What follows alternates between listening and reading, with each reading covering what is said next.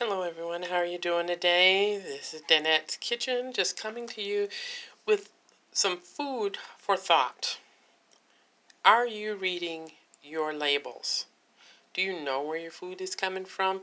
I mean, even when people go to food shelves and they get packaged items or whatever, convenience items, sometimes those things are not really from America, if you live in America, or whatever, Canada, if you live in Canada. Are you reading your labels? Read your labels, know your ingredients, know where your food is coming from. Let me give you some examples. I have this can of tomato soup. It's tomato soup. What can be wrong with tomato soup? Well, I'm reading my label. It was packed in Ohio at a farm. That's pretty cool. Checking out the ingredients. Not only has tomato puree, it has a corn sweetener, which includes high fructose corn syrup and another corn syrup and wheat flour and soybean oil, dehydrated onion, salt, peppers, dehydrated garlic, vinegar, citric acid. Way on the bottom, in very tiny print, it says that it contains wheat. Now, if you didn't know that it contained wheat and you had a wheat allergy and you're buying this thinking that you're just getting some tomato soup, you would be in for surprise. Especially anyone with food allergies, you definitely want to read your label. But like in this situation, in this case, it contains wheat and it contains a couple of different types of corn syrup. You know, they put corn on a lot of stuff nowadays. Corn is used as fuel and it's used for food and it's used for a variety of things. And I don't know how it is for you, but for me, when I have products that have corn in it, even if I don't know that the product has corn in it, oftentimes I'll get a headache. And now when I check the ingredients, it has corn in it. And it doesn't always say that it's coming in the name of corn. You know, it can have corn in it in the form of having the high fructose corn syrups, maltodextrin, and things like that, as such is the case with cottage cheese. Have you read your cottage cheese labels? Cottage cheese has a corn-based product in it, and they just use it under the name of maltodextrin. But when did things stop being just cheese? Tomato soup made with tomatoes. Why does it need all that other stuff? Perhaps they're using it as a preservative, but not everybody's body agrees with those types of things, especially if you have food allergies. So that's something to consider. Here, I have a can of tuna. Sorry, I'm recording this from my phone today, but I just wanted to share this information with you.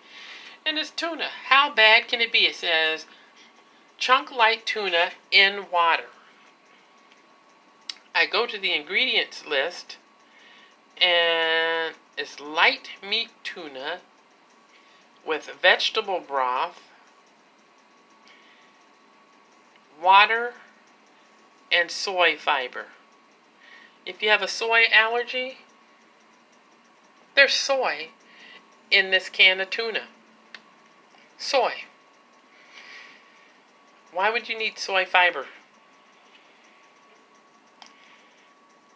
Not only that, I live in the northern part of the United States of America, and this product it's made in Mexico.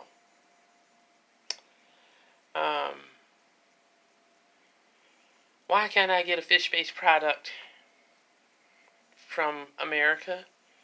I mean, I live in the land of 10,000 lakes. I mean, I can't get a fish-based product from my neck of the woods? Here's another one. Unsweetened applesauce. It's the First Harvest product, unsweetened applesauce. And, you know, it's applesauce. Applesauce is easy.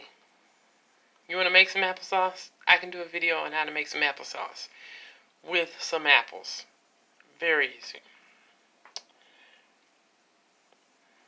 But the ingredients is apples, water, ascorbic and or erythrobic acid to maintain color.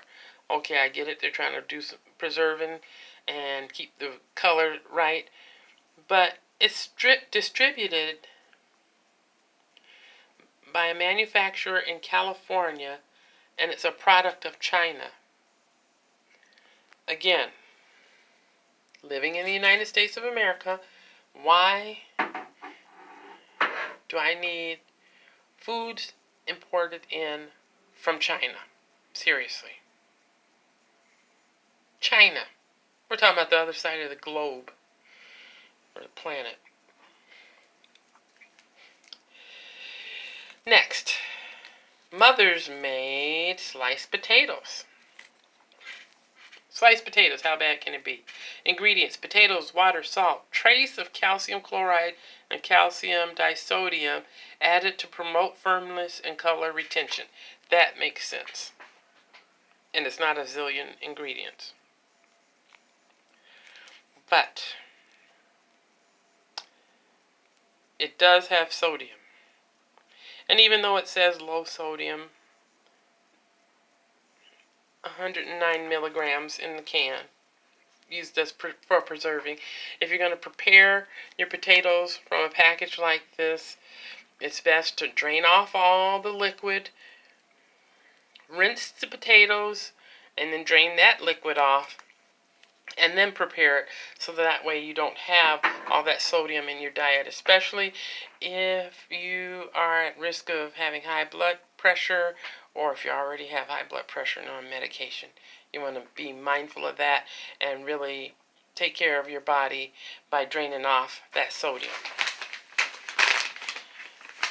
My final example, Mountain Made non-fat dry milk. It's an instant milk.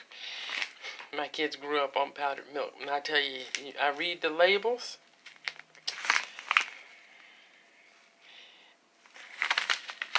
One thing that makes me happy is that little label in the corner that says, this is milk from USA Dairy Farms. I live in America, so I would want my milk product to come from America. And when I look at the ingredients list, U.S. grade, extra grade, instant, non-fat, dry milk, vitamins A and D. And the allergen is listed on the package. Hooray for them. The allergen is milk. Now, if you're buying milk and you don't know that that's on there, and if you have that allergen, you know, that's something for you to really think about. You know, quick, easy to prepare. Just read the directions.